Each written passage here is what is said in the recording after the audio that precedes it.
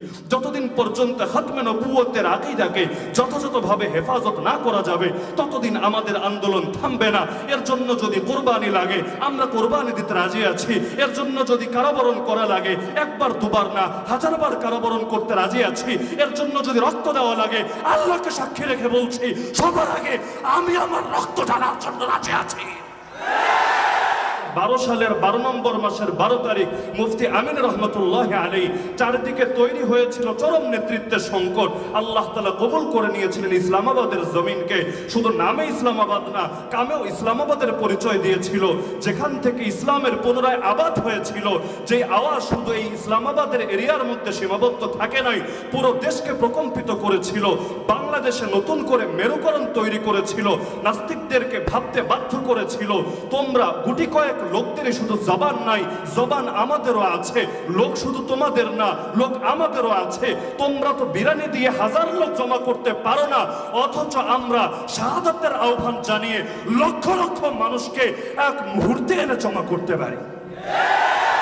কিছু কিছু মানুষ ভাবতে চায় বা মাঝে মধ্যে বলতে চায় যে যদিও তিনি নেতৃত্বের আসনে অধিষ্ঠিত হয়েছিলেন, কিন্তু রেজাল্ট কি, সফলতা কি? সে আন্দোলন তো ব্যর্থ হয়েছিল, ব্যর্থতায় পর্যবসিত হয়ে গিয়েছিল। এই জাতীয় কথা যারা বলে তারা জানে না সফলতার সংজ্ঞা কি আর ব্যর্থতার সংজ্ঞা কি। এত আগেই তো আমার রব কোরআনে জানিয়ে দিয়েছেন, কুল হাল তারাব্বাসুনা বিনা ইল্লা ইহদাল হুসনায়াইন ওয়া নাহনু নাতারাব্বাসু বিকুম আন ইউসিবাকুমুল্লাহ বিআযাবিন মিন ইনদিহি আও বিআইদিনা। হে নবী বলে দেন তোমরা আমাদের ব্যাপারে কিসের অপেক্ষায় আছো? দুই উত্তম প্রতিদানের কোন একটার অপেক্ষাই তো। দুই উত্তম প্রতিদান কি? ইম্মা নাসরু ওয়া ইম্মা শাহাদা। হয়তো আমরা বিজয়ী হব, যে বিজয়কে দুনিয়ার সকলেও বিজয় হিসাবে বিবেচনা করবে, অথবা আমরা জান্নাতের সবুজ পাখি হয়ে যাব।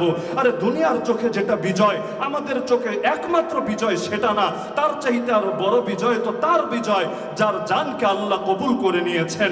আল্লাহ তাআলা যাকে এই তৌফিক দিয়েছেন, এক প্রাণ ছেড়ে, এক দেহ ছেড়ে এবার সে আরেক দেহ ধারণ করেছে, সবুজ পাখির ভেতর তার রূহ প্রবিষ্ট হয়েছে। এবার সে ডানা মেলে মেলে জান্নাতের ভেতর সারাদিন উড়ে বেড়ায়, আর সন্ধ্যাবেলায় রবের আরশের নিচে এসে সিজদায় লুটিয়ে পড়ে। এই সৌভাগ্যের চাইতে বড় সৌভাগ্য মুমিনের জন্য আর কি হতে পারে? তো ব্যর্থতা কিভাবে হয় এর চাইতেও বড় কথা, বাহ্যিক বিবেচনায় যদি বলা হয় সেটাকে কিভাবে ব্যর্থতায় সংজ্ঞায়িত করবেন আপনি?